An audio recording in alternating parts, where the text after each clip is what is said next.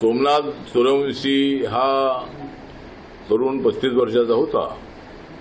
तो मूळ निवासी लातूर जिल्ह्यामधला होता। त्याची आई त्याचे भाऊ वगैरे ते पुण्यामध्ये राहत होते। पण सोमनाथला या ठिकाणी परभणीमध्ये लॉला ऍडमिशन मिळालेलं होतं आणि त्यामुळे तो लॉच्या शिक्षणासाठी परभणीमध्ये आला होता।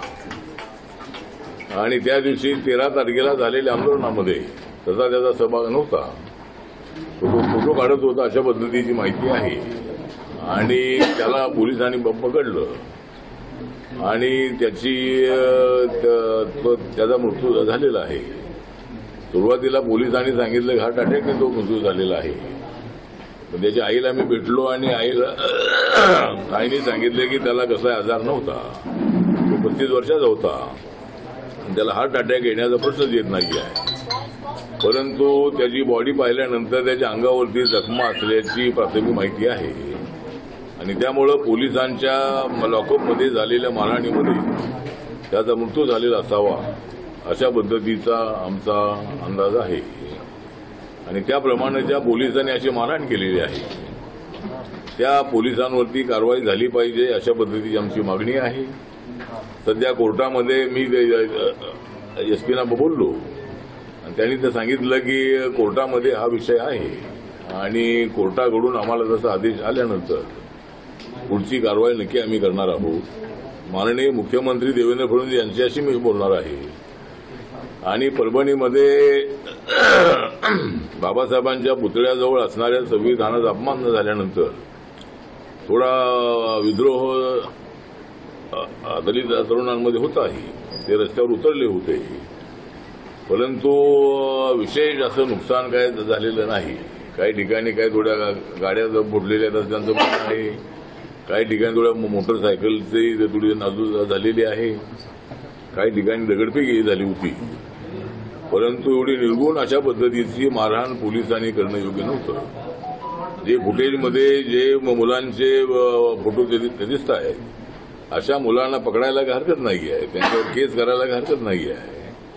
परंतु त्यांना पकडल्यानंतर त्यांना अशा पद्धतीनं लॉकअपमध्ये मारहाण करणं हे अत्यंत अयोग्य आहे आणि अशा पद्धतीची मारहाण करण्याचा कुठलाही कायदा नाही।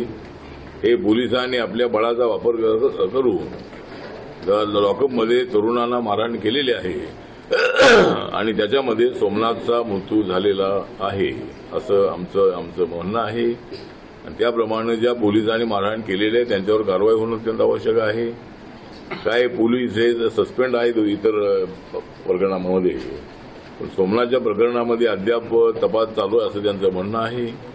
त्याच पद्धतीनं काय अनेक मुलं जखमी आहेत, अनेक मुलींना मारहाण करण्यात आल्याची तक्रार आहे। काही मुली मला भेटल्या, कुणाचा पाय फ्रॅक्चर आहे, कुणाचा हात फ्रॅक्चर आहे। अशा पद्धतीनं जवळजवळ 12-14 जे मुलं आहे अशा मुलांना मोठ्या प्रमाणामध्ये पोलिसांनी मारहाण केलेली आहे आणि त्याची चौकशी होणं अत्यंत आवश्यक आहे। आणि ज्या पोलिसांनी अशा पद्धतीचं कृत्य केलेलं आहे त्यांच्यावर कारवाई होणं अत्यंत आवश्यक आहे। एकतर सोमनाथ सूर्यवंशीच्या कुटुंबाला चांगली मदत मिळावी अशी आमची मागणी आहे। मुख्यमंत्र्यांकडे तशी मी मागणी करणार आहे। त्याचबरोबर त्यांच्या कुटुंबातल्या एका भावाला नोकरी मिळाली पाहिजे। त्याला त्याची आई आणि 2 भाऊ आहेत आणि त्याच्या आईने आम्हाला अत्यंत कळकळीने सांगितलेलं आहे बाबासाहेबांच्या पुतळ्याच्या बाजूला जे उपोषण सुरू आहे त्या ठिकाणी महिला मोठ्या संख्येनं त्या ठिकाणी उपोषणाला बसलेले आहेत। त्यांचं म्हणणं हेच आहे की आमच्या मुलांना प्रचंड मारहाण केलेली आहे, घरामधून ओढून ते त्यांना मारहाण केलेली आहे। तर अशा पद्धतीनं मला वाटतं की पोलिसांनी असा अन्याय करणं योग्य नाही आणि जो संविधानाचा जो अपमान झाल्याचा प्रकार घडलेला आहे आणि जो व्यक्ती पवार नावाचा आहे तो व्यक्ती काय म्हणजे तो अत्यंत काय म्हणतात मनोरुग्ण आहे असं सुरुवातीला काहीतरी पोलिसांचं म्हणणं होतं, पण तो मनोरुग्ण अजिबात नाही। त्यांनी ठरवून अशा पद्धतीचं ते केलेलं आहे। त्याची संपूर्ण चौकशी करावी अशा पद्धतीची आमची मागणी आहे। त्याचबरोबर मी मसाजोग या ठिकाणी जाऊन आलो। बीड जिल्ह्यामध्ये मसाजोगमध्ये संतोष देशमुख नावाच्या सरपंचाची जी क्रूर हत्या झालेली आहे त्याच्यावर अनेक वार करण्यात आलेले आहे आणि छोट्याशा प्रकरणावरून त्याला अशा पद्धतीनं त्याचा बळी घेतलेला आहे. त्यामुळे आतापर्यंत त्या प्रकरणामधले 4 आरोपी पकडलेले आहेत. 3 आरोपी अद्याप त्यांना पोलिसांना मिळत नाही आहे. 22-23 दिवस होत आलेले आहेत तरी सुद्धा अद्याप ते 3 आरोपी मिळत नाहीत. पोलिसांना आपण सूचना दिलेल्या आहेत आणि सकाळी मला जिल्हाधिकारी भेटले होते, त्यांनाही मी सगळ्या सूचना दिलेल्या आहेत आणि त्या प्रकरणामध्येही जे त्याचे जे सूत्रधार आहे त्या सूत्रधारांना सुद्धा पकडणं अत्यंत आवश्यक आहे. आणि अद्याप त्या मसाजोगमधल्या संतोष देशमुख यांच्या कुटुंबियांचा कुणाचा जबाब अद्याप घेतला नाही आहे. तर ते प्रकरण सीआयडीकडे असल्यामुळं ते सीआयडी त्याचा जबाब घेतील असं पोलिसांचं म्हणणं आहे. पण सीआयडीने सुद्धा लवकरात लवकर जबाब घ्यावा आणि त्या प्रकरणामध्ये जे सूत्रधार आहेत त्यांना ते कुणी असो त्यांना पकडणं अत्यंत आवश्यक आहे. तर तोही प्रकार अत्यंत निंदनीय आहे. मराठवाड्यामध्ये अशा मोठ्या 2 घटना घडलेल्या आहेत, परभणी आणि बीडच्या. तर मला असं वाटतं की अशा पद्धतीनं जे काही प्रकार घडत आहेत ते योग्य नाही आणि जरूर महाराष्ट्र सरकार याच्यामध्ये पूर्णपणे लक्ष देऊन आहे आणि त्या प्रकरणामध्ये लवकरात लवकर आरोपी पकडले जावेत अशा पद्धतीची आमची मागणी आहे. परभणीमध्ये दोषी पोलिसांवर अजूनही कारवाई नाही, बीडमध्ये पोलिसांना आरोपी भेटत नाहीत. काय वाटतं यामुळे गृह विभागाचं अपयश आहे असं वाटतं? मला असं वाटतं की गृह विभागाची म्हणजे आता जबाबदारी पोलिसांवरती आहे. गृह विभागाची जबाबदारी आहेच आहे. तसे मुख्यमंत्र्यांनी तर स्पष्ट आदेश दिलेले आहेत या प्रकरणाची संपूर्ण चौकशी झाली पाहिजे आणि नागपूरमध्ये झालेल्या विधिमंडळाच्या अधिवेशनामध्ये त्यांनी ही भूमिका मांडलेली आहे. त्यामुळे पोलिसांनी ताबडतोब आता सीआयडीकडे तपास मसाजोगचा संतोष देशमुखांच्या केसचा आहे आणि परभणीमध्ये सुद्धा चौकशी चालू आहे असं पोलिसांनी एसपीने सांगितलेलं आहे. त्याच्यामध्ये जे दोषी असतील त्यांच्यावर नक्की आम्ही कारवाई करू असं त्यांचं म्हणणं आहे. मी रश्मी शुक्लांनाही बोलणार आहे, त्या महाराष्ट्राच्या डीजीपी आहेत आणि त्यांनी लक्ष देणं अत्यंत आवश्यक आहे. त्यामुळं नक्कीच जे दोषी आहेत त्यांच्यावर कारवाई झाली पाहिजे अशी आमची सूचना आहे. त्याच्यामध्ये काय पोलीस सस्पेंड करण्यात 1-2 पोलीस सस्पेंड केलेले आहेत, पण अजून त्याची संपूर्ण चौकशी करावी आणि इनोसंट मुलांवर किंवा अशा पद्धतीनं एवढी मारहाण करणं, हातपाय तुटेपर्यंत मारहाण करणं हे अजिबात योग्य नाही असं आपलं मत आहे. सस्पेन्शनचं पत्र निघालंय का? सस्पेन्शनचं पत्र निघालंय का? तोडलीच आहे. सस्पेन्शनचं पत्र निघालंय का? कोणतं सस्पेंड करण्याचं पत्र निघालंय का? सस्पेंडचं पत्र जे आहे ते आता एसपीने सांगितलं की 1-2 पोलिसांनी सस्पेंड केलेले आहे.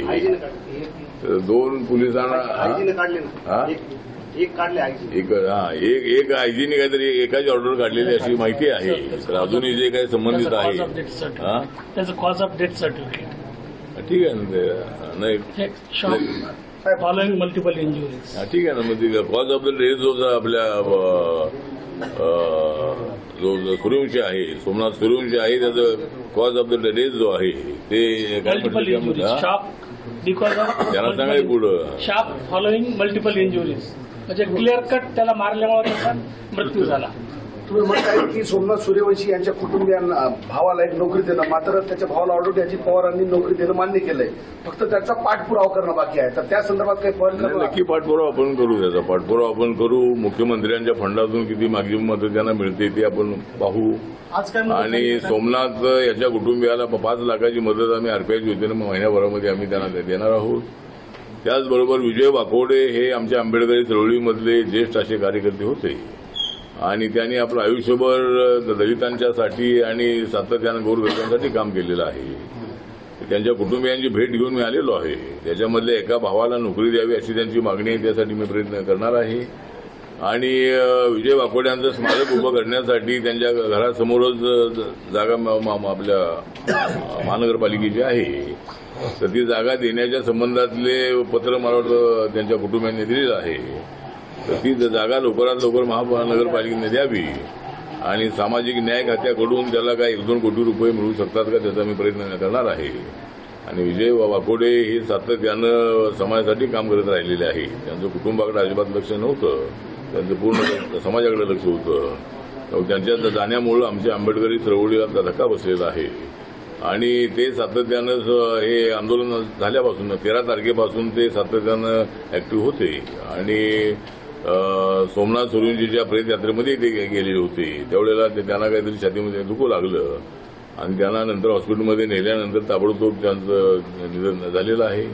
तर त्यांच्या कुटुंबियांच्या पाठीशी आम्ही आहोतच आणि त्यांना शासनाच्या वतीनं जी काही मदत करणं शक्य आहे ते आम्ही करण्याचा प्रयत्न बीड येथे जी घटना झाली आहे त्या घटनेच्या पार्श्वभूमीवर सुरेश धस यांनी असं म्हटलंय की फडणवीसांनी जिल्ह्याचं पालकमंत्रीपद घ्यावं.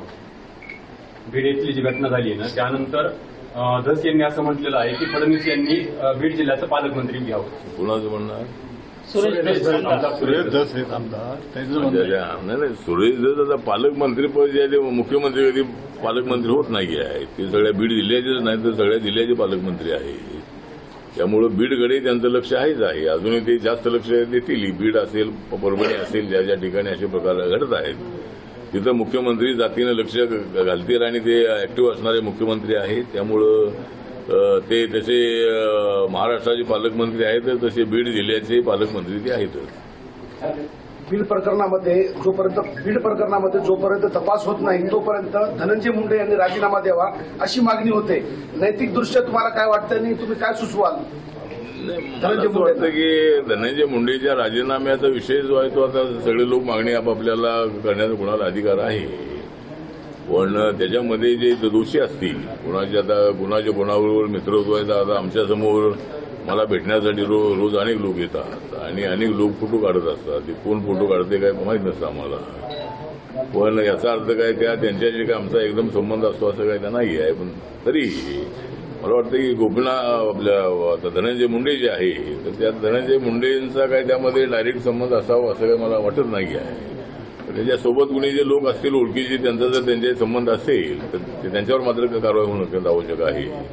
त्यांना लवकरात लवकर पकडलं पाहिजे. त्याची पूर्ण चौकशी करावी. कारण जे मारहाण त्या फॅक्टरीवर गेले जे लोक होते तर ते जे लोक होते ते त्या गुन्ह्याच्या तरी सांगून गेले होते की खंडणी मागण्यासाठी गेले होते आणि ते त्या ठिकाणी तिथं एक सोनवणे नावाचा मसाजोगचा जे एक आमचा बौद्ध समाजाचा वॉचमॅन होता त्याला त्या ठिकाणी मारहाण करण्यात आली आणि त्यानंतर ते तक्रार दिल्यानंतर त्यांना पकडलं होतं. पण त्यांना लगेच त्यांना सोडण्यात आलं.